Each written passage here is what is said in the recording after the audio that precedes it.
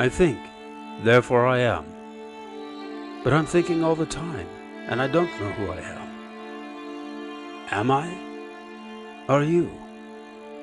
I'm in the middle of nowhere, and it's a good place to be. Welcome to Just Nowhere with Dr. Samuel Zinner.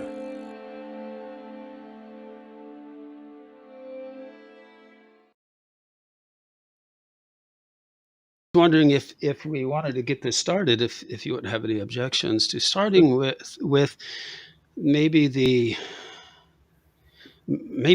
most unpleasant part of the whole topic, and that is that odd um, contrast to the Man in the High Castle, which was written in 1961, I believe published in 64, and then the 1966 article or interview that Philip K. Dick gave, and that was recorded in 1966 in the sci-fi fanzine that you mentioned, Nika or Niaka. I don't know how it should be pronounced. Yes. But could you tell us about that? Sure. Well, I think I found this in the anthology of Philip K. Dick's philosophical writings that Vintage published. And it's probably the most sensational, I think, for people who are new to Philip K. Dick, because it paints him in such a poor light. So if one hasn't read anything by him, or somebody's just an observer, it's a very it's a very poor read on him out of the context of his life. Or it's a window into somebody who's a writer in a particular time, who's not Jewish, and who doesn't understand much about Jewish identity, or has a very superficial grasp, or has a very sees the world in a very universalistic way, and is bothered by particularist expressions of humanity. So my only point of comparison, I think, would be maybe to Kurt Vonnegut and his being annoyed by regional identifiers that people pick up to color their identity. He talks about people from Indiana calling themselves Hoosiers and getting really very identifying with that. And Kurt Vonnegut has all these interesting terms that he creates for it. Philip K. Dick doesn't have terms like that, but he doesn't find he doesn't want to give over too much meaning or interest to these sorts of things. So Jews calling themselves Jews and whatever mythologies they have about their group or social identity is for him kind of just one of the regular falsehoods one finds in the world. And it's ironic that in their experience, I think it might even be easy to overstep and to say give more thought than he might have. But he considers it ironic in the darkness leading up to the 6-Day War in the Middle East. He finds it ironic, the experience of Israeli Jews or Israelis. I think he's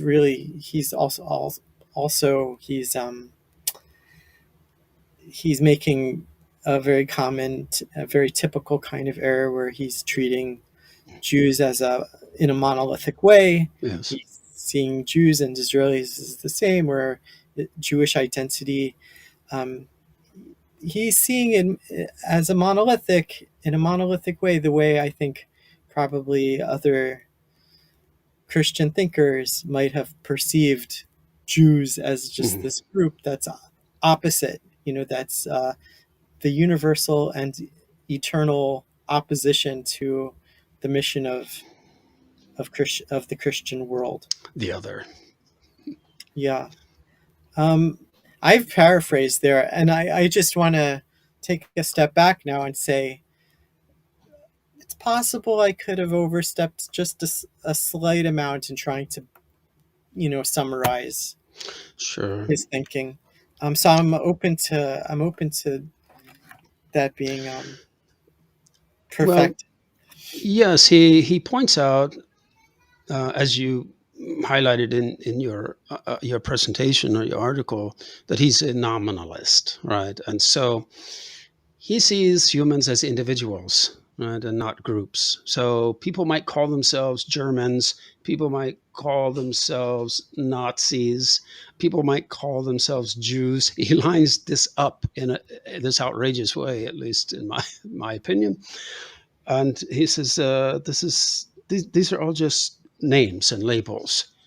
Yeah. All we have in this world are individuals, right? So he is, um, doesn't care for particularism, to use the term you use, but it's the group particularism to which he objects, or at least at that time when the article was written, right? Um, because I interject that because I think there's good evidence, including oral testimony from his widow Tessa Dick, right, that he could very quickly change his viewpoints, right, and go off in an entirely new direction of thought, right, for a short or even an extended period of time. And so to know just how long he may have had these opinions that he expressed in 1966, right, we really, um, one would have to delve into all the relevant evidence to see if there's anything else he said on the subject, which I'm not aware of it. But yeah, so he's objecting to the group particularism, in the name, sort of ironically, I guess, in the name of nominalism, right? Yeah. And And his background right at that point, he's been an Episcopalian mm, at the behest of his now ex wife Anne Rubinstein. He's mm, probably I'm not sure exactly of the dating. He's dating Grania Davis, mm, um, who's still married to Avram Davidson. Um, so like she's Jewish, and like mm, that's part of his Bay Area world now is like that kind of like really open minded. I don't know. In my mind, it's like hippie culture mm, Judaism, yes, or like a cosmic Judaism. So it's a very he's he's sort of crossing a lot of lines here, and he's also with like Faith of Our Fathers and something else he mentions. I think in that essay too, he mentions I think he mentions like a poem from the. Yeah, there's a lot. There's uh, I'm forgetting exactly. It's called the Pulley. It's this poem from the early 19th century, and it's by this branch of the Anglicans that were really attracted to Catholicism. mm, mm, They were like the minority. Um, I don't know if they were called heretics, but maybe it was. I don't know enough about this group, but sure, both Faith of Our Fathers as a poem, I think also, and the author of that poem, this is like a group that associated themselves as like returning from the um, wherever Anglicanism had gone to by the mid 19th century. They were Mhm. returning to sort of Catholic roots, and maybe that's where he was too at that point. He was seeing himself in that same light. Um, Mhm. that's that's an idea I'm thinking about right now. To what degree he was in that mental space. Mhm. Yes. What do you think, or how would you describe, right, from your viewpoint, the contrast between that 1966 sci-fi fanzine interview and The Man in the High Castle? Hmm. I mean, for instance, if someone only knew of The Man in the High Castle, right, and so they formed all of their opinions about PK Dick and his own feelings, perhaps about Judaism, right? If that's all they knew, and then at a later point they were confronted by this article, right? So that's what I mean. Can you describe the contrast, right? But how paradoxical, or whatever term you'd like to use, but I mean, uh, just as a reader, it's a very difficult kind of it's very jarring, um, and I think we have notes or we have an indication from the sequel that he planned mhm, to Man in the High Castle that he found himself unable to go deeper. Like he realized he needed to get even deeper into the Nazi mindset, and that was too dark for him, and yes, he pulled back. Um, in Man in the High Castle, to my mind, he had to like try and put himself in the place of Frank Frank, hmm, and um, to think about what it's like to be uh, a crypto Jew in a society that any revelation otherwise would mean, if not his immediate blackmail by somebody else, but almost hmm, certain death, um, violent, terrible. yes, Also, the people he lost, and that's all they go. He goes into that, so he's able to like go into, and he doesn't do it in the way we see in like maybe pieces like Nazi exploitation, popular culture hmm, expressions, and right, he does it with a certain sympathy. So it's very jarring to find this in Yekas. This he's he's speaking to something else. It's like he's moved on. In my mind, he's moved on, or maybe he's bothered by a certain direction that he went in Man in the High Castle, and he's ready to look at other things. It could be since he seems to be very upset by like Israeli politics, yes, or like Israeli policies, military policies. He could be I probably like I'm speculating, but he's bothered. He's hmm, bothered, hmm, like from what we know about him from his like humanistic orientation. He's hmm, really bothered by that. Maybe in his mind, he's trying to find a reason for it. It hmm, doesn't jive with the way he can think about Jews as victims hmm, within the story that he told. But now it's on the other side. Now here are um, Jews not as the Jews in the mid 1960s were in Israel, um, were not like for sure like victors. They were still under existential threat, hmm, um, but he he wasn't.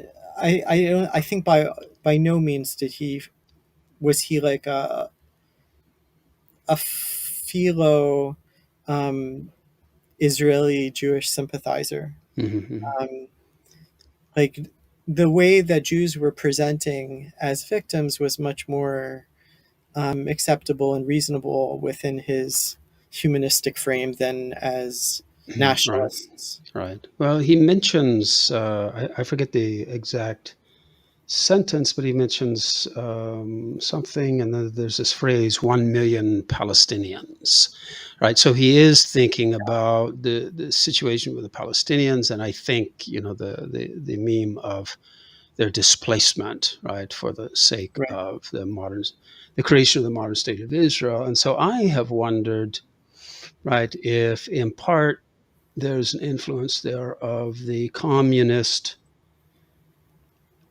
tropes and discourses, which were very much alive, right, in Northern California, especially at Berkeley at that time. And right, he and at least one of his wives, maybe you recall, I can't recall which one, right, who were part of a communist club, right, and the FBI showed up to interview them about that or to interrogate them at one point. So, right, so Russia's sort of anti-Israel stance, right, historically. Um, so I just wonder about that. I wonder if there's something of that surfacing, some of the something he is repeating, right, from what he's heard. Yeah, yeah, I think that's very reasonable. I mean, we're speculating here, but I think that's a Of reasonable course, speculation. yeah, yeah, yeah. Well, yeah, and it's now it becomes sort of like an intriguing enigma, right? So we have this. We have the 1961, written in 1961, Man in the High Castle. Then the next year, Martian Time Slip, written in 1962, actually says some positive things, right, about Israel, right? But that's still before 1966. So we have this glaring, whatever you want to call it, in 1966. This um, just bizarre interview, and yet, right, as the years go by, and especially then in the period of the exegesis, we see this increasing. What would you call it? Preoccupation, or what with Judaism? Hmm. Well, I was looking at this today, and I was wondering, like, I had to remind myself who in his life and at what time suggested the figure of Elijah to him as like even a possibility of some kind of mythic or Mm-hmm, spiritual communicator to him. And it mm-hmm, was Thomas Dish in 1974 mm-hmm, who suggests that to him. Before then, I don't see this kind of degree of he says like he didn't know, like he had to look into, we can only guess, maybe he's looking through his encyclopedia of religion, mm-hmm, or the Britannica, and he looks up Elijah and he finds the significance of Elijah within Jewish folklore, mm-hmm, um, as a more than simply like the psychopomp of the Messiah, but also as this uh, in every generation, an intercessor intervening in possibly intervening in people's lives at critical junctures, mm-hmm, perhaps possibly to save their lives, even perhaps revealing in disguise, mm-hmm, in the manner of angels mm-hmm. might appear in disguise. So Right. um, I found myself wondering, well, where did Thomas Dish get this idea? Mm-hmm, You know, um, that was a kind of an interesting suggestion from this fellow who had a Catholic background as a kid, and then as an adult, as a free thinker, as a gay free thinking person, he um, must have been extremely curious and came across this detail somewhere. Yeah. Um, Yeah. Well, but to suggest it to Philip K. Dick, I don't know.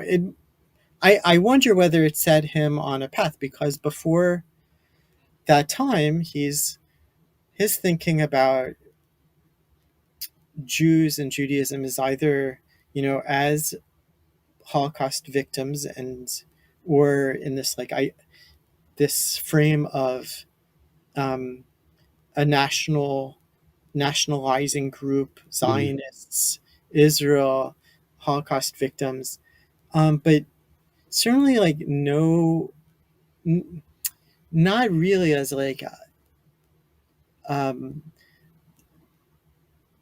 a people with who are a contain in some degree the mhm, container by which this whole element of philosophy can be projected onto, or whose folklore is survives, or whose ideas continue to germinate in the books mhm. that he's finding. He writes about Martin Buber's I Thou. He references that Mhm. earlier, but That's right. Yes. I don't think we're he's referencing Martin Buber's I Thou in necessarily in a Jewish context.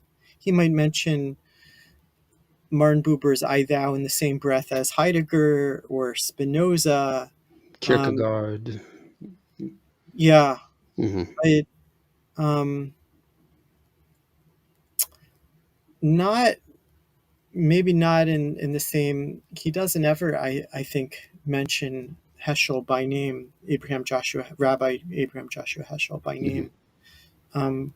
But we know by the mid 1970s that he's picked up God in Search of Man because he's quoting from it, and that was the year that God in Search of Man came out in paperback.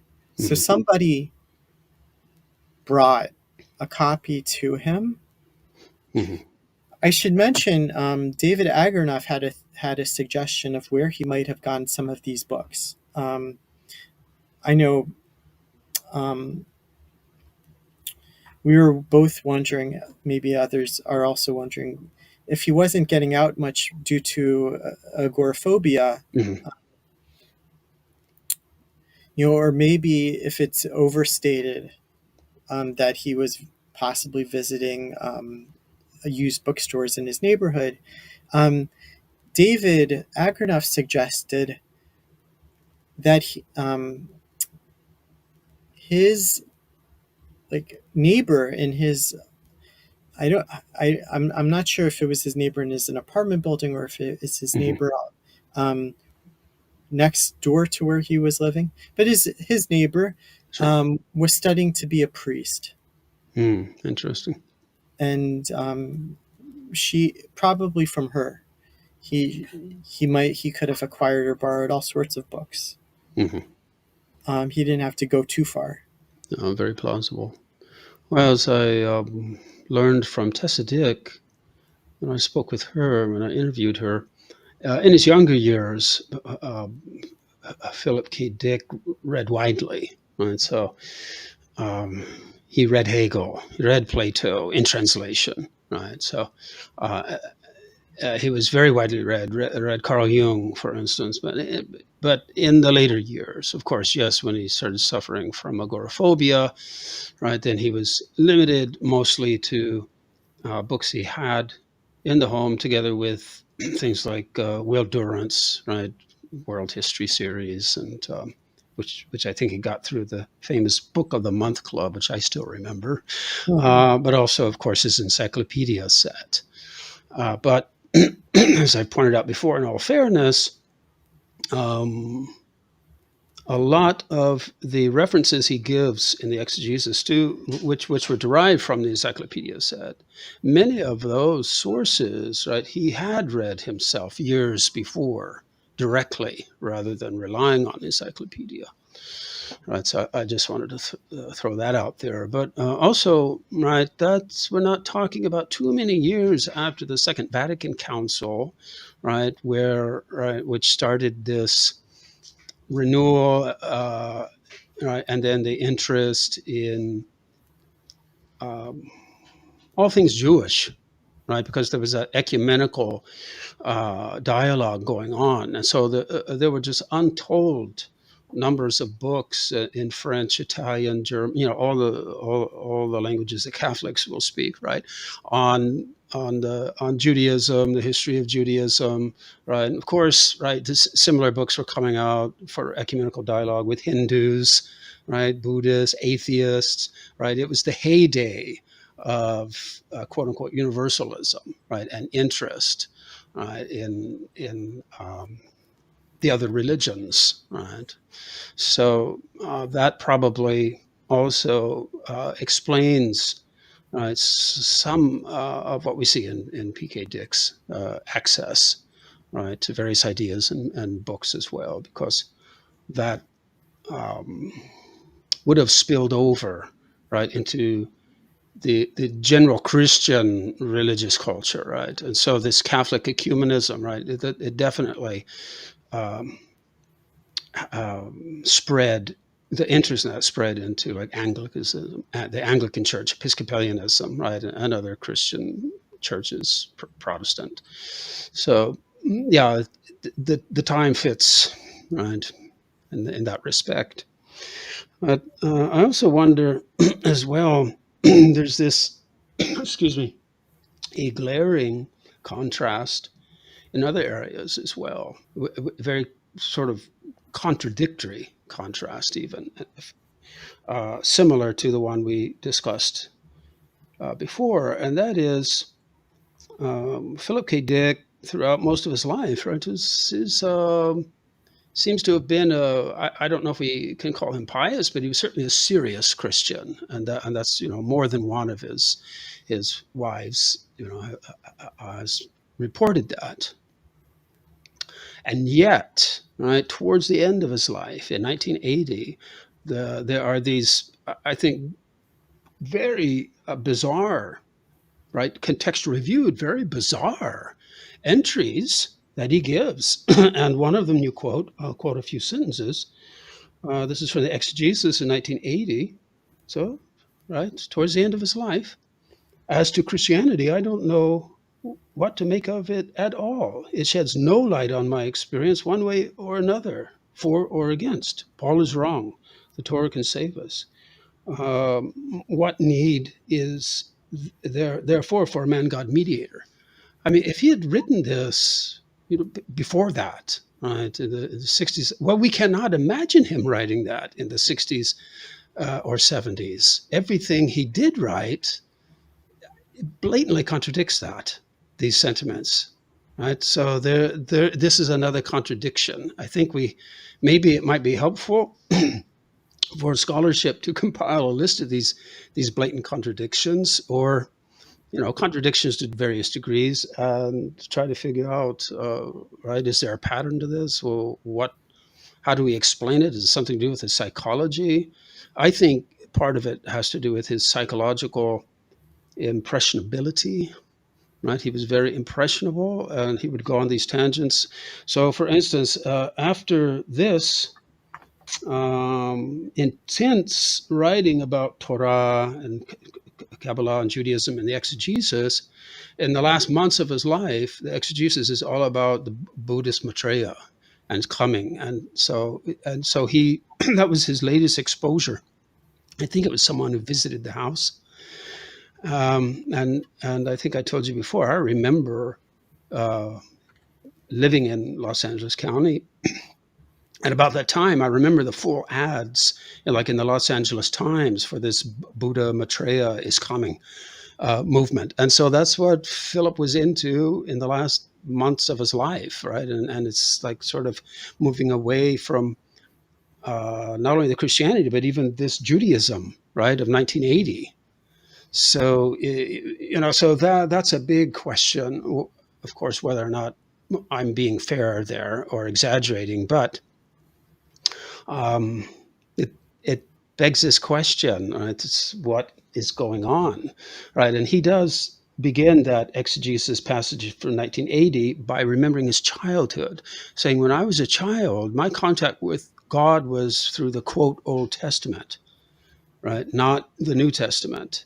And so if that's correct, Yeah. then that raises the question, maybe what he experienced in 1980 is sort of a more mature person's attempt to return to the innocence of childhood, or something along those lines. I know that's speculative and perilous grounds, to tread on.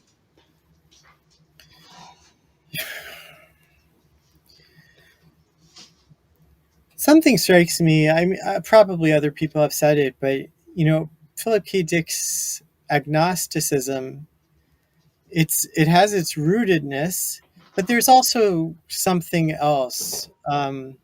Maybe maybe this is a personal thing, but for those, it's a very personal experience. Sure. I've certainly heard it from religious thinkers all of my life, but also from people who don't have like a strong religious background, but an orientation to the world where there are no coincidences, and to look for meaning Hmm. in events as they unfold. Yes, yes. So it's in some ways it's a very solipsistic, self-centered kind of Sure. worldview, because that's how things are. If the narrative of meaning is surrounding one going through life, then one's experience in life is deeply important to the cosmos, deeply important to this universe. So, Hmm. or the currents are weighted down. There's a gravity well around a person, and events are occurring and coming to a person because of who they are. So there might be a self-importance, or even a delusion Hmm. around that. Sure. I'm sure there's like positive and negative ways of looking at that sort of thing, but he strikes me as somebody who, like, yeah, somebody knocks at the door and they have something to tell them, there's a reason for that. You Hmm. know, it'll, at least as a writer, it'll spark an idea. It'll spark an idea, Sure. and he'll take that seriously, and he'll see that through, and he'll figure out like where in the tapestry of meaning being woven, Hmm. what design that's going Yeah. to create. Why did that happen, and how can I get a new book out of it, a new novel, perhaps even, right? Maybe. I mean, he's he is uh, he has so much experience as a surviving, right, as a Mhm. commercial author who writes to live, Yes. to pay the bills. So he probably can't put that away, but um, he also can't put that away for another reason, because he, like, now writing is part and parcel of who he is. He has to. Hmm. He I don't think he can put it away just because he's been paid to be a writer. He can't help but thinking in this mode. Sure. And like novels like Valis, all the ones that came after this unusual 1974 experience, these novels are heavily autobiographical. I'm sure he puts fantasy into it all, but he really took a lot of his experiences, right, and ideas and visionary experiences as the content, a lot of the content in these novels like Divine Invasion and Valis. And so this is why I think, well, maybe he's always on the outlook, because many authors are this way. They're always on the outlook, right, for ideas, right, for the next novel. And if their past trend or modus operandi is to be autobiographical, right, then all the more reason to always be on the lookout, right, for possible new plot lines and ideas and narratives, right? But we'll never know. But I think it's plausible. But Philip K. Dick also reminds me of a certain personality type that I saw many times in California growing up there. That is, you would see these people. Well, I mean, there were people I knew, right? So people you knew, and this was by no means uncommon.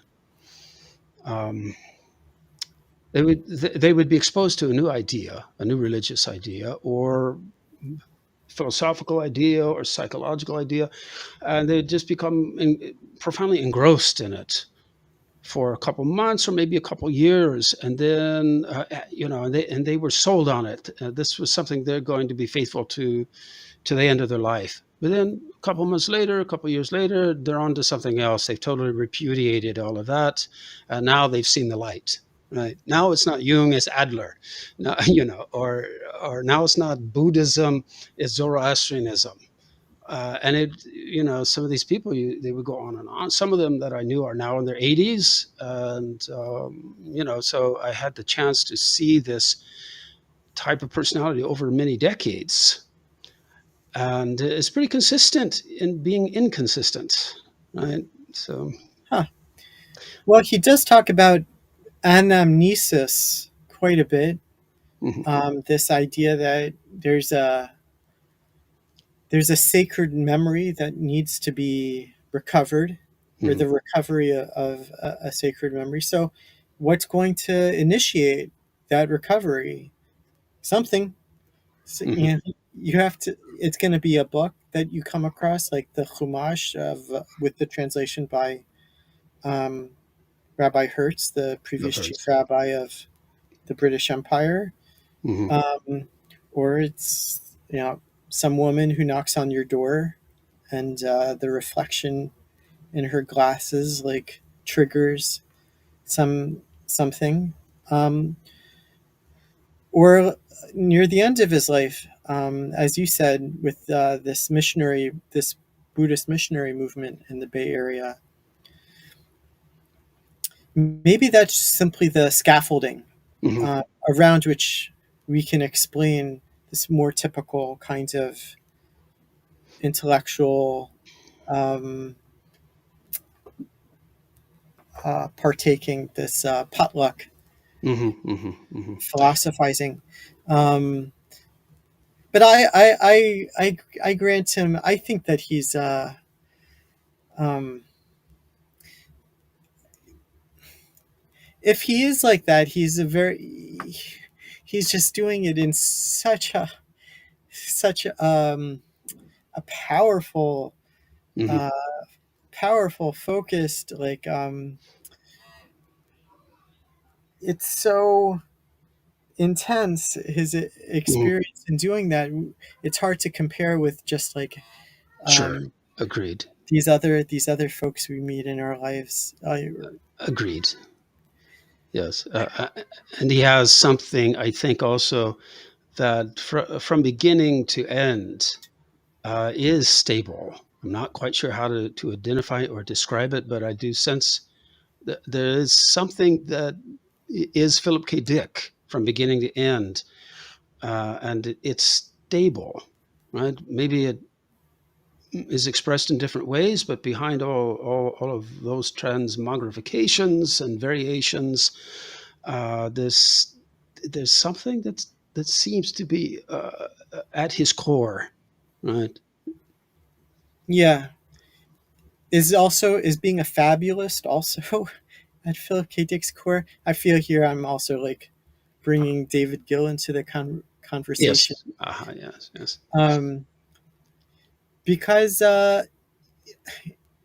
we have him at the end of his life talking about when he was 21 years old reading Maimonides and projecting a story back, which maybe he kept to himself all these years. Hmm. Certainly in 1966, he wasn't revealing that when he was 21 years old, he felt that he was possessed by the spirit of Maimonides, not even Abulafia yet. Right. Um, Right. but he had this I would say another intense experience. He had this intense experience in 1974. He had this intense experience in 1975. The palm tree garden, Hmm. the Garden of Palm Trees. Yes, Palm tell us tree. about that. He has these experiences over the course of his life, and he's ready to project backwards. He's Mm, and that in my mind is like a you could have a scaffolding, like other people, they have scaffolding in which they like put new knowledge on, and they're not willing to mythologize their previous life mhm. and to, but Philip K. Dick certainly will. Sure. um and I think we can I can say that he's, I mean, it's not pleasant to say somebody's a fabulist and making up a story about what they were experiencing when they were 21. Maybe he legitimately feels like, oh, that experience when I was 21, yes, now I realize that was Sure. Maimonides. But Sure. that's not how he tells the story Right. to his audience. Right. Um, Right. so there's nuance here. It just, but it's a nuance that we we wouldn't, when we talk to quote unquote normal people, we don't, or people who, when I speak, I'll use I language. When I speak to people who I will rely on, I find to be reliable Mhm. thinkers, I don't like when they do that about themselves, because it makes me second guess what they've already told me. Mhm. Sure. Sure. We know now that Philip K. Dick does that, um, Mhm. in about his own life. Mhm. So I just want to be like fully forthright about this Sure. this really Uh, intense thinker. I think is a great uh, thinker. yeah, and he was a sci-fi fiction writer, and so he in one sense lived it, right, by this tendency towards being a fabulist, right? So the famous 1974 experience is a good example, and I'm really, well, let's say surprised to astonished. I'm not sure which one, to the degree that in documentaries about Philip K. Dick and some of the scholarly literature, that these myths in the pejorative sense. I usually use the word myth in a neutral or positive sense, but here I'm going to use it in a negative sense. Uh, well, in quotation marks, negative. Um, to the extent that people who are right engaged in knowledge generation of knowledge, are just repeating Philip K. Dick's version of those events as told in interviews and in the novels, right? When I talked to his widow, Tessa Dick, who was there that day, right, she told me this is what happened. Um, right, so the young girl knocks at the front door with the medicine, right, for his tooth pain, right? Yeah, She's wearing a sign of the fish necklace. And all right, so the myth goes this way. All right, so he asks her, well, what does that mean? Because he doesn't know, right? And then the sunlight reflects off this metallic fish, sign of the fish, Christian symbol, pink ray, right? Zaps him with this divine, right. right? This divine experience, and then. Um, As oh, illustrated by Robert Crumb. right, We right. can But see it so what actually illustrated. happened was PK Dick fully knew what that symbol was. In fact, they had a big automobile bumper sticker of it in their living room. Yeah, And she told me the reason that he asked her that was just so he could stare at her cleavage. right, And right. but he was struck after that. He was the sunlight did reflect off of that bumper sticker, and he was seeing the after effects as would be normal, right? For maybe a couple hours afterwards, right? It was particularly bright, and it was that type of reflective, design, right? So multicolored and all of that. And so that was what happened. But then she says, well, what is true is that later he came out of his room in a trance state, and said exactly what was wrong with their infant son. Yeah. Yeah. But the other part of the mythology, which again shows up in all the documentaries, is that, oh, so they rushed him to the doctor. He confirmed it, and they did surgery immediately.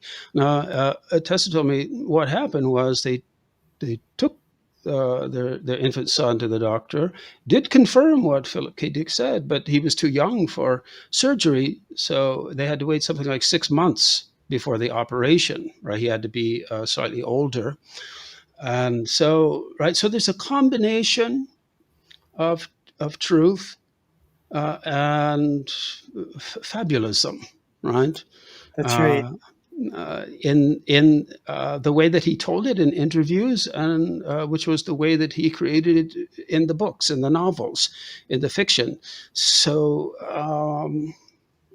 yeah, so one has to take with a grain of the proverbial grain of salt, right? Whatever we might hear from him in a recorded interview or something that he wrote.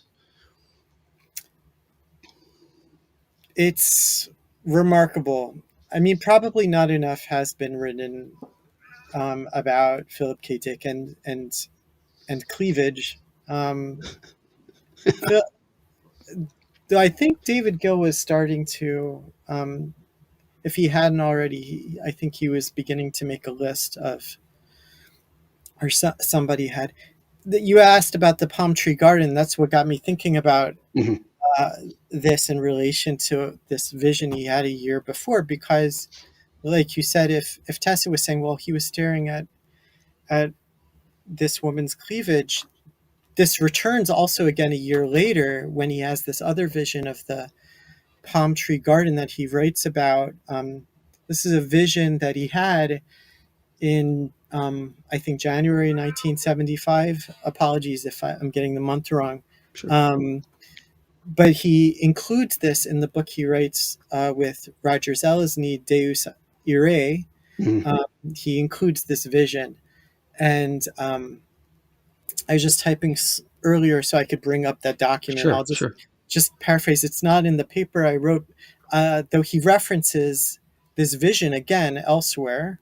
That's And I right. do include that because that was more important than simply including it in a commercial book that he wrote. Right. These visions were, like you said, he'd use them, but they were also important beyond the commercial writing. So in Deus Irae, here's the vision. Um, he's experiencing, this is really a description of this being in two places at once. Is a Mhm. very critical articulation of this being in two places at once type Mhm. of epiphany that he plays with more and more and more, and I think is a great innovation.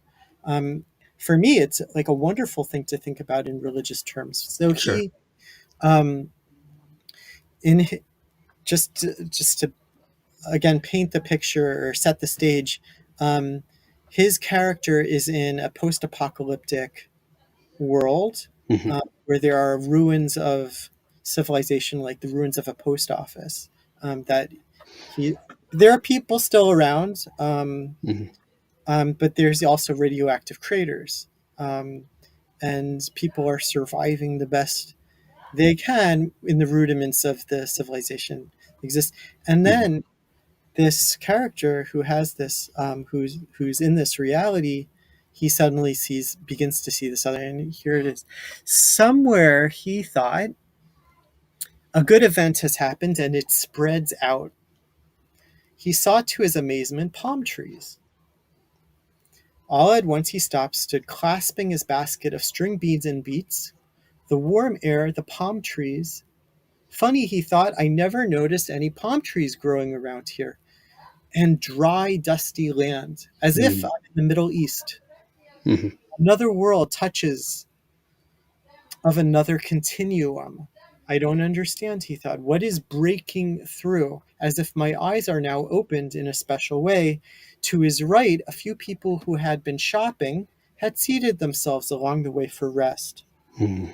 He saw young people, dusty from the walk, sweating, but full of a purity new to him.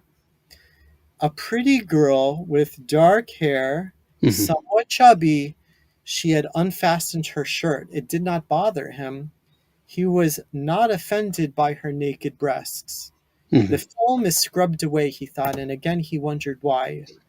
A good deed done? Hardly. There is no such deed. He paused, standing there, admiring the young people, the bareness of the girl, who did not seem self conscious at all, although she saw him, a Christian, gazing. Mm-hmm. Somehow goodness has arrived, he decided. As Milton wrote once, out of evil comes good. All right. So we see a connection there with the Yeah, famous 1974 uh, girl who's also sort of this right. She's not quote wearing, unquote ghost of his dead twin sister. right. There's no ichthys necklace that she's wearing. Mm-hmm. Rather, um, there's this novelty. There's also the male gaze that, Sure. but she's not offended by his male gaze. So there's a kind of in this other world. There's a post-feminist acceptance of male desire that was redemptive for him in this vision that he's experiencing. You know, like Um, a return to Eden. yeah, or there's a third wave feminism uh, that he's giving voice to, Mm-hmm. of women fully embracing their sexuality and bearing it regardless of what he should think as a man and a Christian.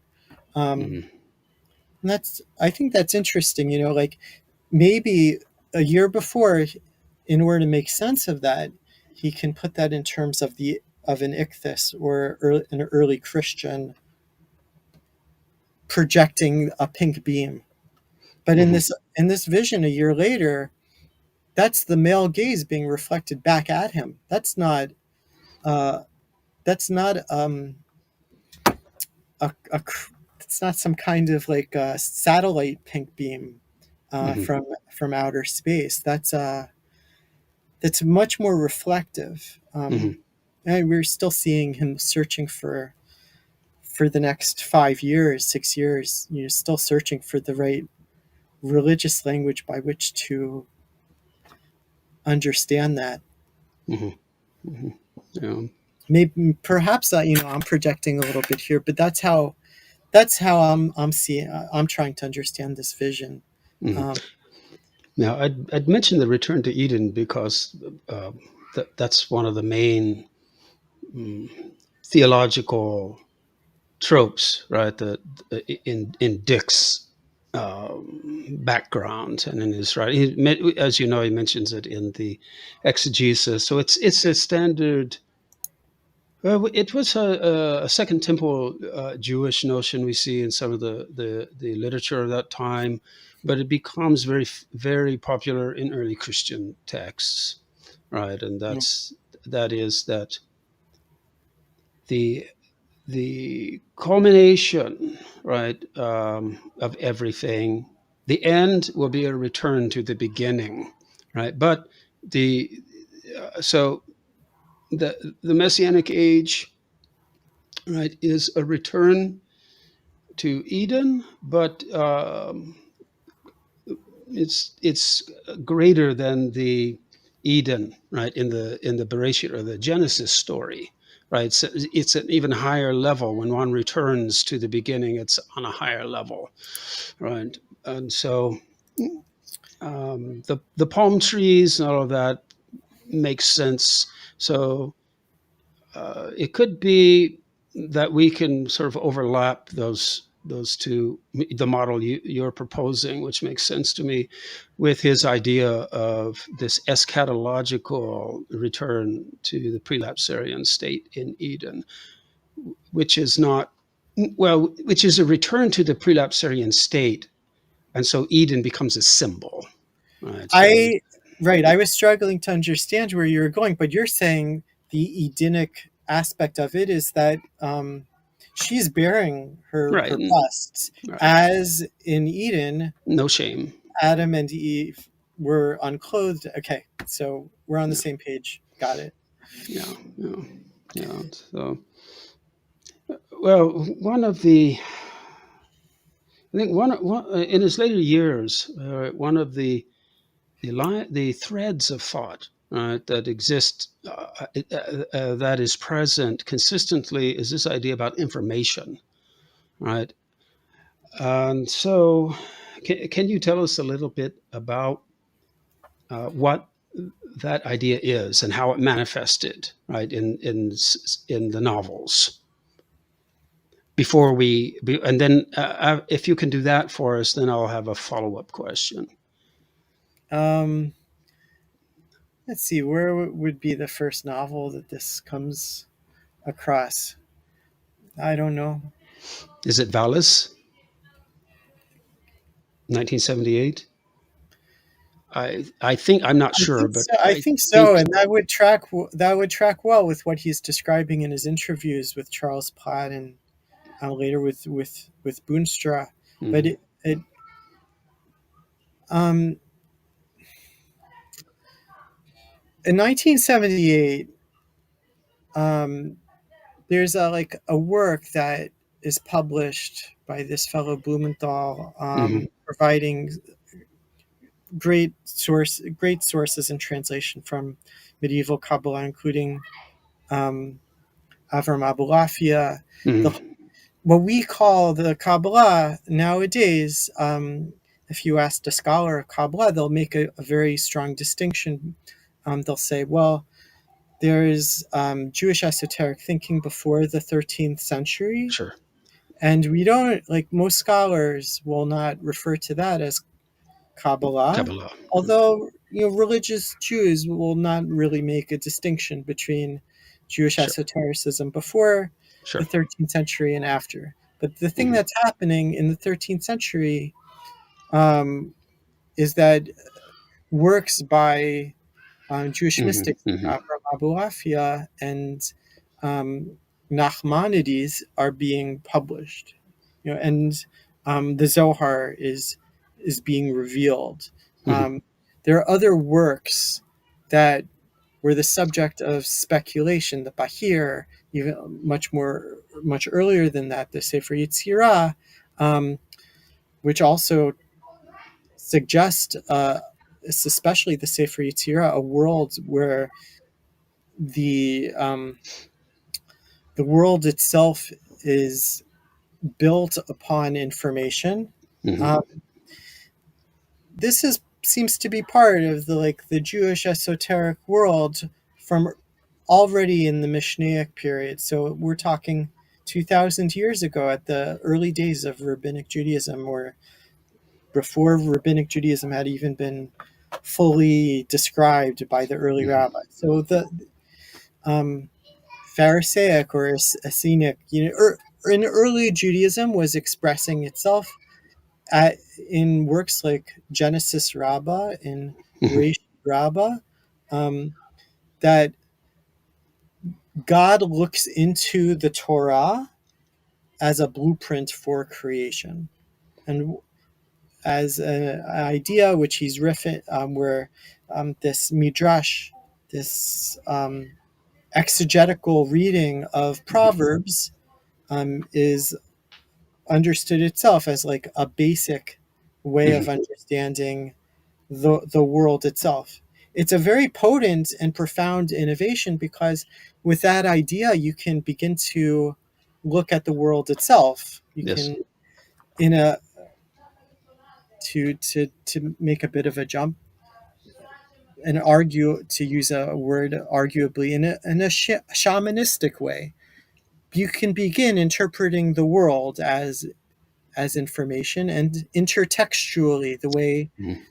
the way the texts of the Torah were interpreted intertextually, the different Sure. parts of the Tanakh, the canonized Hebrew Bible, one part of the one verse here being a reference or a suggestion to another verse in a totally different context over there, and Mhm. meaning being generated from that. So if the entire world is being constructed out of information, then the things that occur, the things that happen, the things that are received, especially if one has prepared oneself as a kind of vessel for the Mhm. reception of meaning, or is it become a devotee, a master of learning Torah, Mhm. that one can also interpret reality in a similar way, Mhm. as one is now constructing meaning from text, Mhm. from the text of the Torah. So it's like like the very very um, much more familiar to some people is the a form of hermeneutic called gematria, Mhm. where Right. the there's a numerical equivalent for every Hebrew letter, and for all the different words constructing different sections of and verses of the Torah, or Mhm. just the first letter of each word. All different ways one can do that, Sure. and that numerical information can become equivalent to other numerical information elsewhere, and one can build and build and build on that. Um, Once one has the scaffolding of numbers for generating meaning, one could say, well, in a totally different context, different those numbers can manifest itself as different words. Mhm. I'll go out on a limb here. Sure. Philip K. Dick doesn't say this, but I think already, like, we have Jewish science fiction writers wondering, well, what would it be like if the Torah was given not at Sinai, um, but on another planet with another sentient being? How would the Torah be delivered to them if that was a species of Mhm. sentient being that would be receptive to a covenant, or a covenant Yes. would have meaning to them? So, like, you begin to have a possibility here with this numerical mode. Mhm. If Mhm. we have revelation as as a fundamental foundation for revelation being informational, Mhm. num expressed through numbers or math, then it could reveal itself in different stories as well, in the way that those organisms or that sentience can receive it. Um, Now, this, I just want to back up a second and say Sure. this isn't going to be like an acceptable premise for many Jewish thinkers, Mhm. where um, uh, the idea of a canon of what has been revealed Mhm. been restricted and closed for a Mhm. period. But there are plenty of Jewish thinkers, religious. They might be called heretics, or they might not be. They might not be like called heretics um, by others, or that might not be like their community to even be like received in such a way.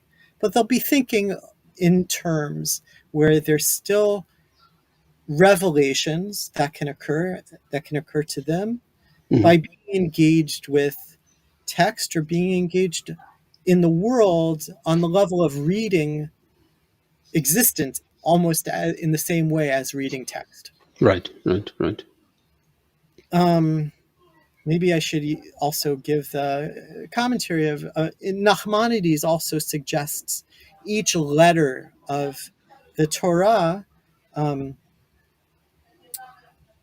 is a piece of information by which the rest of the world that we know, the Mhm. existence we know, it is constructed. Yes. So that's like a kind of explicit medieval formulation of this idea, which Mhm. carries itself forward. Mhm. Um, and we still find that to have currency in our day and age among Jewish thinkers esoteric and already exoteric and Definitely, yes. Yes. hidden in public. Yes. So Yes. for somebody like Philip K. Dick, who's experienced something or is trying to um, find acceptance or find some language by which to describe the um, revelations or epiphanies that he had, this is really important to him. Uh, yes, within a kind of, he might have been taught, well, it's not acceptable, to have, in his day and age, there is no Mhm. revelation anymore. Revelation is restricted to an earlier period and then it was Right. closed off. Mhm. And now he's learning, well, it hasn't been. Right. Right. Within Right. this particular stream of Judaism that he's learning about post 1976, Mhm. initially through characters, actual historical thinkers like Avram Abulafia. Mhm. Right. Is I know the exegesis. We learned that Philip K. Dick. I think that is pretty clear to me, at least, that when he mentions Philo of Alexandria, the right Hellenistic Jewish philosopher theologian, the first century of the Common Era, that he is aware of literature, scholarly literature, which drew, and I probably have some of the same books in my library that he had in his. That is, drew a correlation between Philo's teachings about the pre-existent uh, wisdom, which in Greek, right, is Sophia, right, which would translate Hebrew Chokhmah, right? And that this entity, right, this Chokhmah, Sophia, right, of course, is the one you mentioned in Proverbs chapter 8, right, which rabbinic literature correlates with Torah, right, through that word link, Bereshit, which is in verse 22, right, and then in Genesis 1, the first line. And then he says there, uh, Dick writes in the exegesis that this Torah, this wisdom, right, it is this information, right? And but that shows, I think, how he is able to link together Torah and the Sophia of the Gnostic literature in the Nag Right. Hammadi library, right? Just because of the word link, right? And in a way, yeah, there are many scholars today, actually, Nag Hammadi experts, who actually would posit that this Greek Sophia figure that we see in a lot of these treatises, Gnostic treatises of the Nag Hammadi library, actually is based on, right, this Lady Wisdom, right, of the Tanakh, Proverbs chapter 8. But I think one of the keys to understanding what Dick does with the Sophia figure, right, which for him puts together Torah and the divine feminine, right, is Carl Jung. Because Carl Jung was pointing all of this out, and Dick many times stressed the need, right, for a feminine aspect to the divine, right, and in the language that sounds very Jungian, and which I don't recall, but I wouldn't be surprised if Dick also then would invoke Shekinah, right, in this context. Okay, I think I understand. Just to make sure Sure, I understand you. it's multifarious. Right. So in the Divine Invasion, Mhm, Emmanuel there's this description of him walking with Xena, who is Sophia wisdom, mhm. and he's had this. He now knows at this point. Spoilers. Sure, yeah. Emmanuel has learned that the Godhead is bifurcated, and he's part of that, and Sophia is the other part. He didn't know who he was, and that was like his lack of knowledge is symptomatic of him being disconnected from wisdom, who would reveal to him who he is, and now they know, so they're connected, and isn't that wonderful? Very Jungian. Right. Well, here's the point. I think I came to a similar conclusion. I didn't write it in my paper though, so I'm kind of really excited that you're saying this, because Jung has this idea of the anima and the animus. Yes, And yes. so like I present as male, I am biologically male, and Jung would also say that like there's feminine within Right. me, and that's the animus. And if I was a woman, then if I was female, then there would be also within me, there would be an anima. Yes. And like I don't know, I'm going out on a limb here, I don't know if this word integrated is part of that, but the integrated personality has like recognized, Made it conscious. okay, And realized.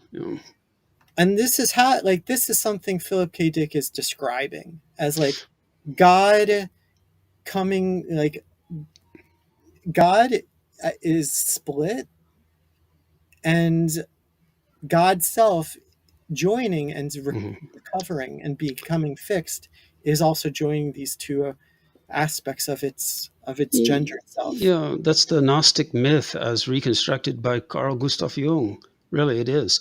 And of course, Jung himself knew that that was all based on a Jewish esoteric interpretation of Bereshit, or Genesis chapter 1, verse 26, right?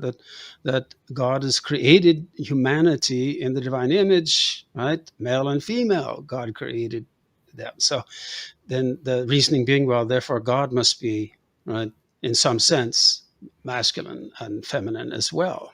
And so in the Gospel of Philip, which is one of these Nag Hammadi texts, this is expressed in a single saying, which is that when the feminine was taken out of Adam, right, the story of the rib being removed from Adam in a state of deep sleep, right, the male and the female were separated, and therefore that's when humanity died, not after eating the forbidden fruit, but that's when humanity died. And then when the man and the woman become one again, which is an allusion to another verse in the Genesis Eden story, right, the two become one, then they will live again. That's quote unquote salvation, redemption. Oh, interesting. So that's the anamnesis, is the state of being in this what's it called when you're put under by a doctor, when you're under hypnosis. That's right. a hypnosis, or if you've taken a drug, I don't know, and you've been put Sure, under. and Dick would have known that text. Okay. He had several books about the Nag Hammadi library, according to Tessa. So, I was wondering where like anamnesis was founded. Like because there's this in Psalms and the Tehillim in Hebrew, there's references to sacred memories. Yes, I'm thinking of like Psalms 93, I think, and it's part of like a theophany is a return of a divine memory, or a sacred or hallowed memory, Zecher Kodesh. I wasn't exactly, so it's this. That's a heavy doctrine in Philo of Alexandria as well. I don't know to which extent Dick read Philo directly. I don't know, but he certainly read about Philo. Fascinating. Fascinating. And of course, I didn't know about this growing up. That's based in Plato as well. I didn't know about this thing about divine male and divine female being joined. I didn't know about this growing up until I was a teenager, and I started learning. Trying to expose myself more and more to what I could in Jewish esoteric writings. And then I came across Raphael Patai's book, Ah, and we don't know whether Philip K. Dick had access to the Hebrew Goddess by Raphael Patai, but it was available as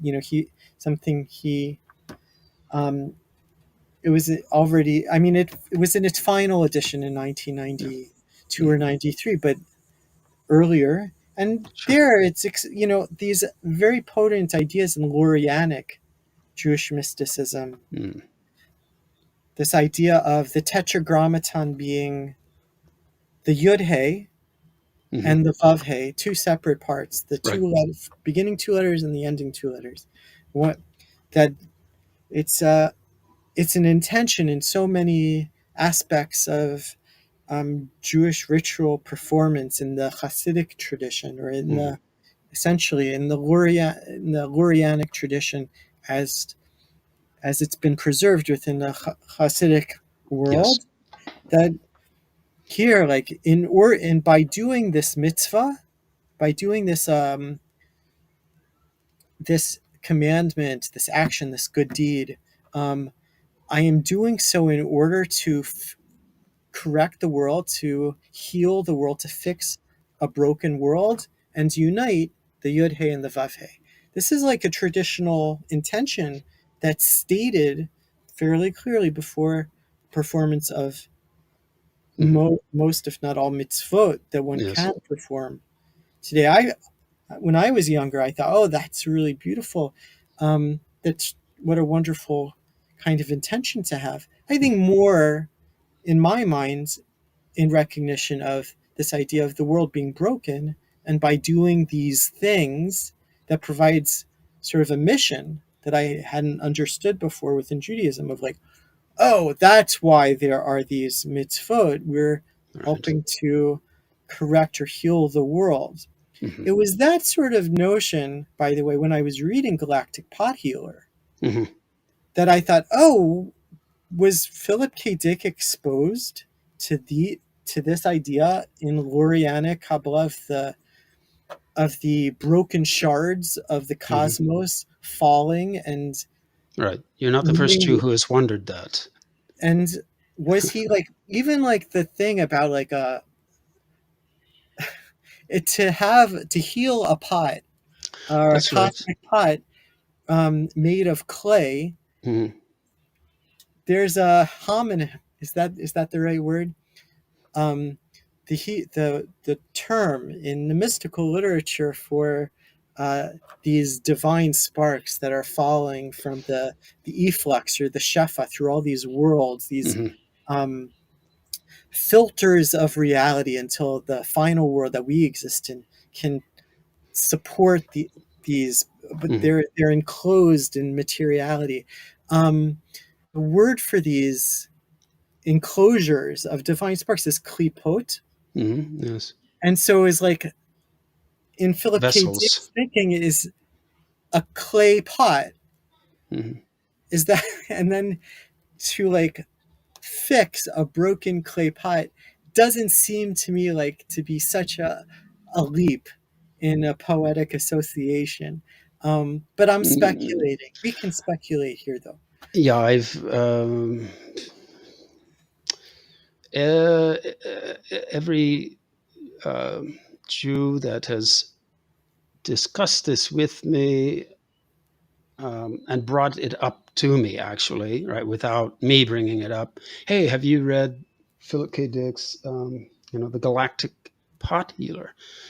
It's like it's so Lurianic, right? So you're not the only one who's thinking this way, and I think that the very title of the book points in that direction, because if you put yourself in, right, just the average, there's no such thing, but the average American's shoes, right, of the time, you don't heal a pot, right?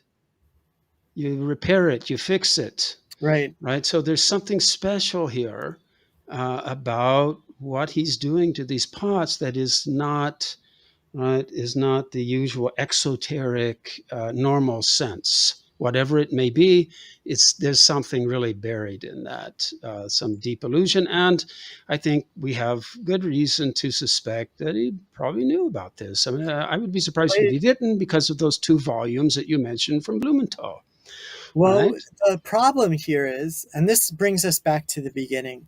Mm-hmm. Um,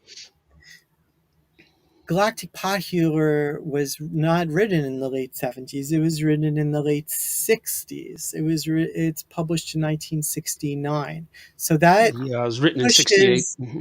so it pushes against our speculations. It pushes against this I think reasonable suggestion that he's only really starting to think about this with Dish, asking him, whether he's getting this idea from Elijah, whether Elijah is revealing these insights to him. And then he looks up who Elijah is. And by 1976, he's coming across deeper things. But what Yes. if already in Well, 1968 he's come across something and it's just sort of buried?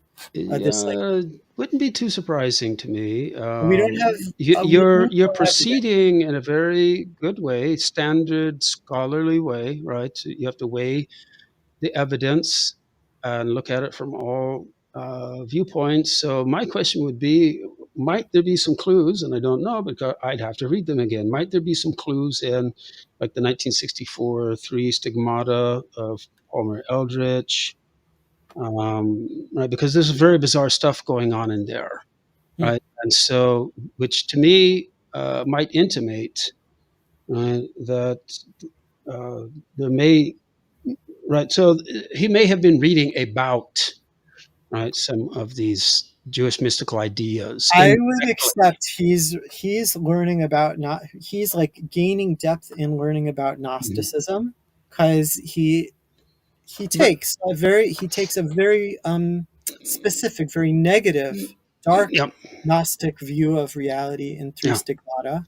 hmm, Um, and it's not like a redemptive Gnosticism that one hmm, can say really distinguishes Jewish medieval hmm, Gnosticism from Christian Gnosticism from the sure, first millennia. sure, I don't think that's given really enough voice or an understanding from Christians who understand Gnosticism only from the Nag Hammadi and other works. But like there's the Jewish approach to Gnosticism, or a Jewish or a popular Jewish approach that we call Gnosticism, you might call Gnosticism, is redemptive. It's not doesn't see the black iron prison as like right.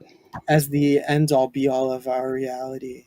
Um, Right, right. Like the Sefer Bahir, right, towards the end of it, interprets, the standard formula for the Baruch atah Adonai Eloheinu melech haolam, and it makes a distinction. It says the Adonai Eloheinu, all right, that's the transcendent God, but the melech haolam, the Lord of the world, that's something different, right? So that's sort of like the demiurge, but it's not evil like it is in a lot of the Nag Hammadi texts, right?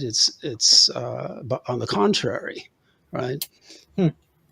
But that does seem to me to be a reflection of, that very widespread stream of Gnostic thinking, right, in the Mediterranean and elsewhere in the first millennium of the Common Era. So it makes sense that there's some engagement with that there, but it's a totally positive.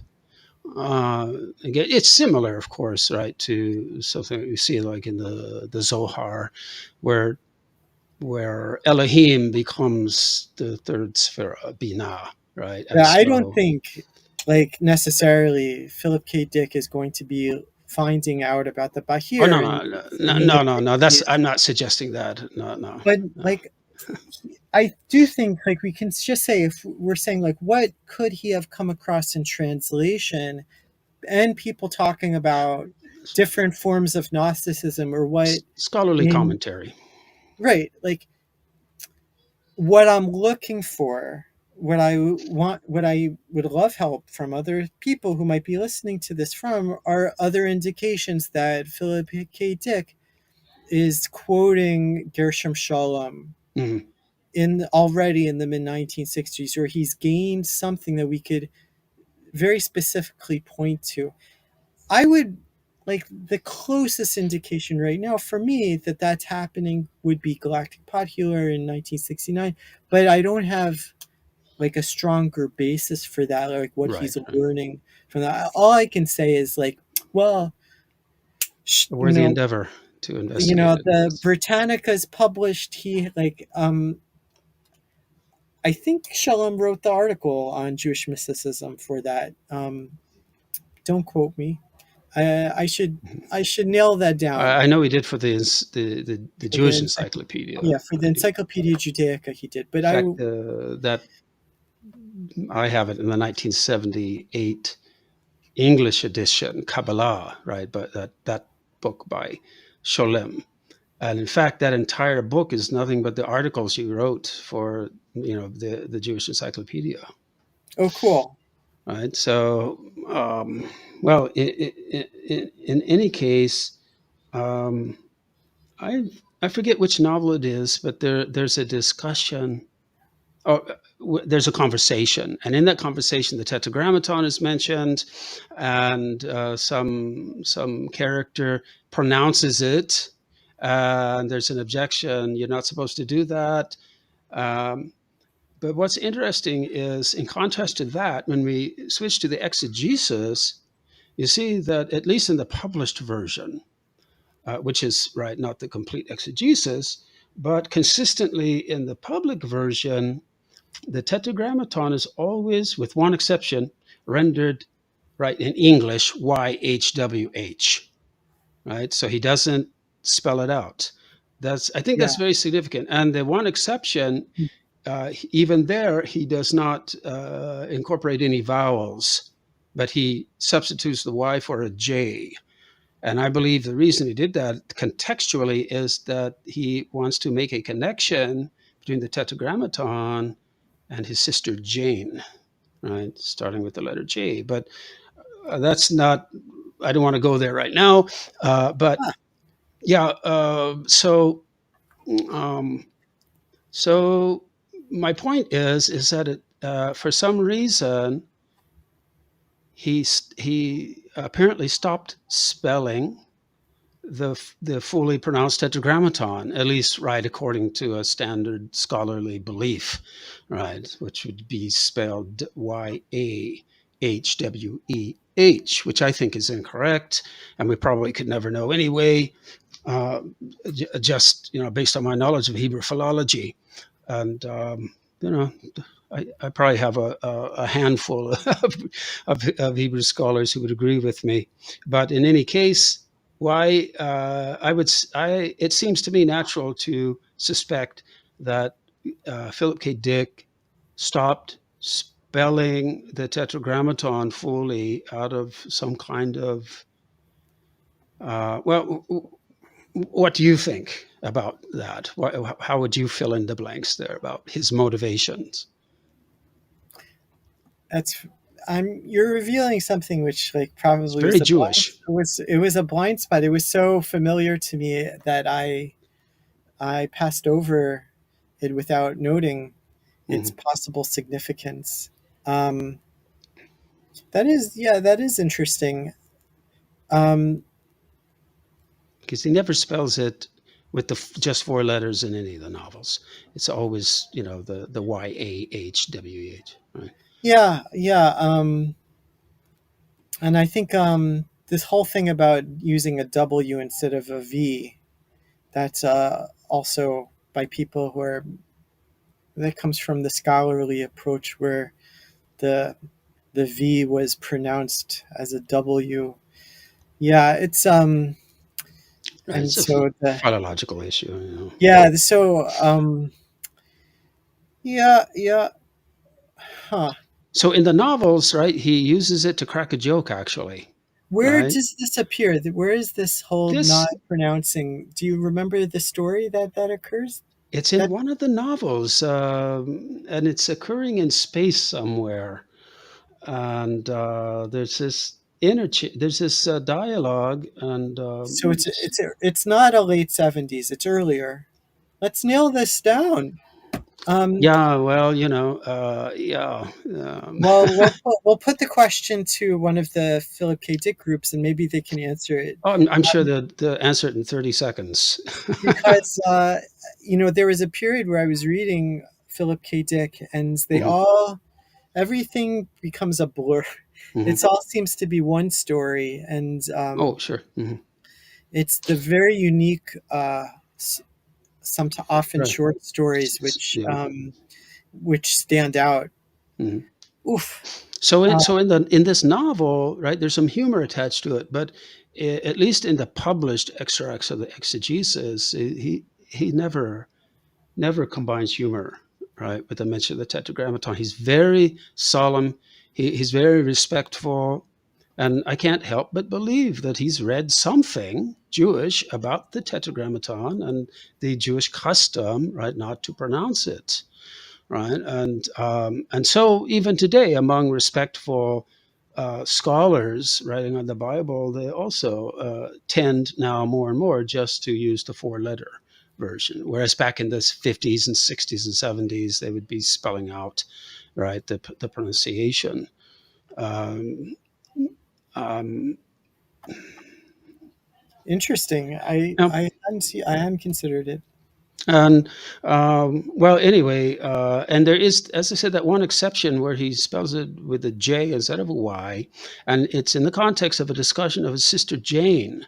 And so, my impression of the passage is that this could be intentional or it could be unconscious slip on his part, where he's assimilating his sister Jane as sort of the divine symbol of the divine feminine that we talked about with the Tetragrammaton. So Well, it's very fascinating. I've seen it written with a J. Well, yes, but It's a very like old. I mean, the only it works is, I've seen it but with a J is in from like the late 19th century. that's right. But I asked Tessa about that, and she told me very plainly, very clearly. She was very clear about this. He said he considered that a mistake. He never spelled it or pronounced it with a J. He considered that a mistake, right? Because there is no, but I won't go into the reason for it. But all right, so the fact that he now in this one instance uses a J, to me, is pointing out to me that he's either making a conscious link between his sister's name or it's unconscious, right? Yeah, There's but some, that still is like very weird. Like yeah, it's well, definitely. I mean, it. I say it's weird, but what I mean is, and I mhm. apologize.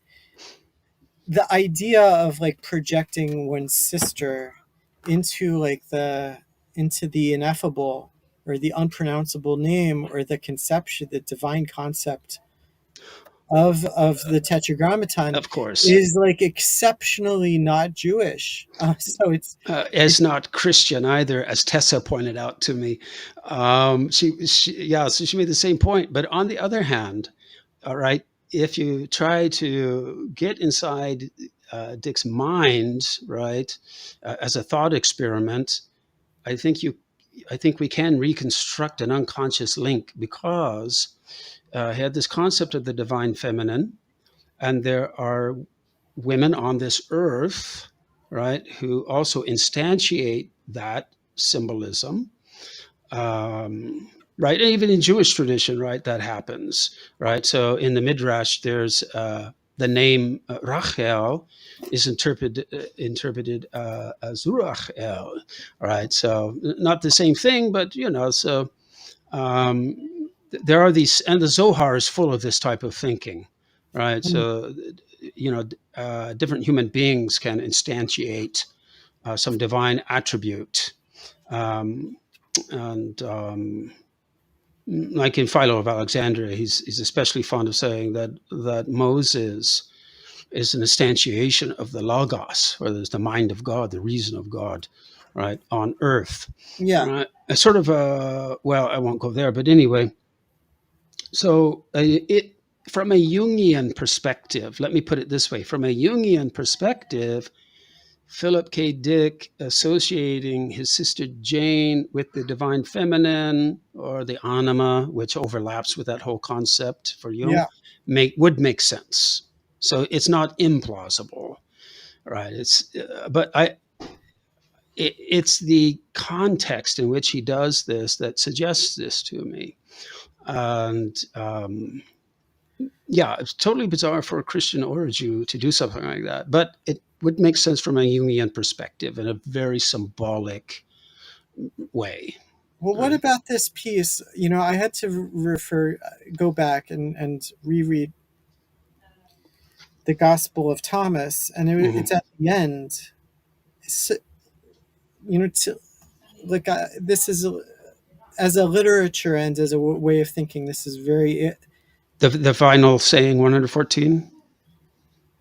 yeah. Well, it starts with 113 because he's answering the question from his disciples. Very When good will the observation. kingdom Yeah, they're come? linked. Mm. And then uh, here it has Jesus said in parentheses, Mhm. and then quotes, "It will not come by waiting for it. It will not be a matter of saying, here it is or there it is. Mhm. Rather, the kingdom of the Father is spread out upon the earth, and men do not see it." Okay, Mhm. fine. We've kind of gone over that with his garden, his palm tree garden. Yeah. Um, then 114. This is the very very end. Simon Peter said to them, "Let Mary leave us, for women are not worthy of life." Mhm. And it kind of sounds like this is some kind of like esoteric thing they're about to Oh, reveal. definitely. Mhm. She's not, she's not in the in group because she's a woman. And then Jesus says, "I myself shall lead her in order to make her male, so that she too may become a living spirit resembling you males. For every woman who will make herself male will enter the kingdom of heaven." I mean, this sounds to like in our day, this is like exceptionally queer. Um, Sure. and it evokes all kinds of like thinking about trans men. But for Philip K. Dick, is he the woman who's been made male? Um, or is he his sister who expressed in this? Right. I think he would have tried to understand that saying through the prism of his reading of Jung, right, on the anima and the animus and the divine feminine, right, and how he would have understood it, I don't know. I'm not aware of him writing anything on that particular saying, but I think the best suspicion would be that, yeah, he would have read this through the lens of what he knew about Jung's theories. Hmm, Right. Uh, okay. I mean, it's the saying itself on a scholarly level. My interpretation, I've written about this, is that this is supposedly originally written in Greek, right? But this would work in Hebrew also.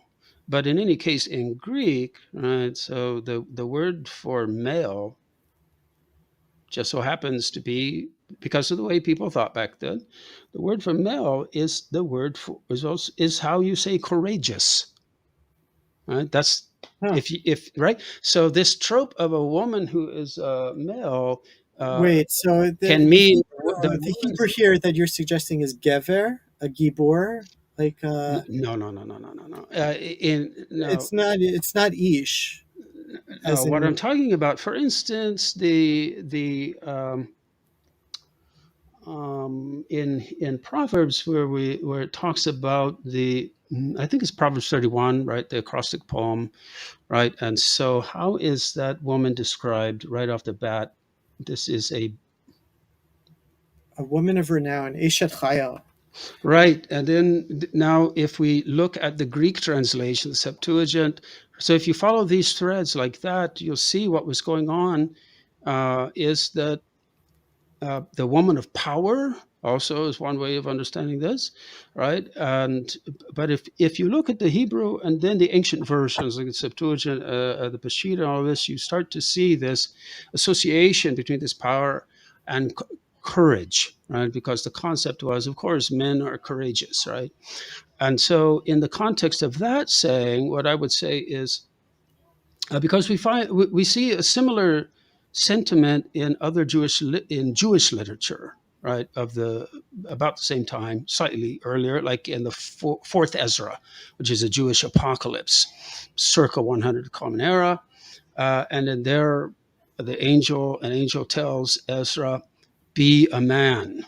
Well, he's already a man. So what does that mean? It means be courageous, right? And we find it in Greek literature written shortly thereafter, where we find the same phrase in the Shepherd of Hermas, where Lady Ecclesia, right, this feminine divine figure, tells Hermas, be a man, right? So it's not meaning this in a biological sense, it's meaning in this sense of courage, right? So the male and the female, the male becoming the female becoming the male, also ties into, of course, another trope that we find earlier in the Gospel of Thomas, and that's all based on Genesis 1:26, right? So it's based on the concept of primordial androgyny, right? So, and that I'm sure Philip K. Dick knew. He had a handful of books about the Nag Hammadi library, So scholarly writing. So he would have known this. Um, I might not be fully understanding this. Are we talking about like the gender role played by women is not courageous in that in women that will be ancient way of thinking, right? That, in the gender presentation of women not being outgoing, right, like in not Greek in being the, heroes on the battlefield. or I mean Uh, just very typically within the misogynistic Greek world, women were inside the house, and to be outside was already like a gender transgression. right, Like, so women were like literally they're presented as pale, they're not tan because they're not seeing the sun. right. um, okay, okay. Right. So the concept was, and you see the misogyny in the very language itself, and that is so that, like I say, the Greek term for courage is literally rendered means manly. Well, then there you go. It's the idea in in the palm tree garden of a woman bearing their breast, Hmm. or even for maybe Philip K. Dick seeing or being Sure. able to project his male gaze, Hmm. is an expression maybe in his, I'm speculating, in his mind, this is a woman who is outgoing, who Hmm. is presenting in that sensibility, in this ancient sensibility. She's presenting as male because she's Hmm. able to be courageous in this way in her body. Yeah. um, and then, like you're saying, there's something Edenic about that courageousness that brings us back Hmm. into an, a time where the separation between men and women wasn't as well. It had happened by that point in the story. Hmm. um, but okay, so in the narrative of the garden, there's already an idea of them being Yeah. Yeah. together up to a Yeah. point. So it's Yeah. less. Got it. Okay. Well, Well, that's yeah, these are all open questions, intriguing for future research, right? Um, yeah, it was, yeah, very fascinating material. Well, how would you like to wrap this up? um. We've covered a lot of ground. Well, I was it 15 minutes ago or a half hour. I thought we had kind of returned to the beginning and thinking about the literature, where Philip K. Dick starts writing about Judaism in a deeper way Hmm. than simply um, Hmm. making Right, right. obnoxious points about or making his point about the dangers of Jewish nationalism Right, right. vis-a-vis Nazism, Yeah, uh, this is a good question. and maybe seeing Mm. a change around 1968. So not too long after he gives that essay that we talked about from in 1966. Hmm. Right. Right. Right. So there's a turning point at the age of Aquarius. Hmm. There's Right. the summer of love. Maybe Yes. there for Very people good. looking for the turning point. All right. I don't know. Well, that sounds like a good place to end. How about it? Thank you so much, Aaron. I really appreciate you spending this time and giving us your wisdom and knowledge on this topic. Really appreciate it. Thank you, and thanks for everybody who followed us in these last couple hours of learned speculation. Well, yes, and I hope enjoyment as well. May everybody find um, the truth that's hidden by the world within the veils of the world and the circumstances surrounding them. They could find the beauty and wonder that is that might be hidden from them. And if they see it, they know that wonder. May they find the language and the ways to communicate that that important sensibility to others. Yes, It's redemptive and it's a very important thing to yes, yes. share. All right. Thank you so much. If you enjoyed the program, please consider supporting this channel with a donation through Patreon or PayPal. And don't forget to subscribe. Thank you.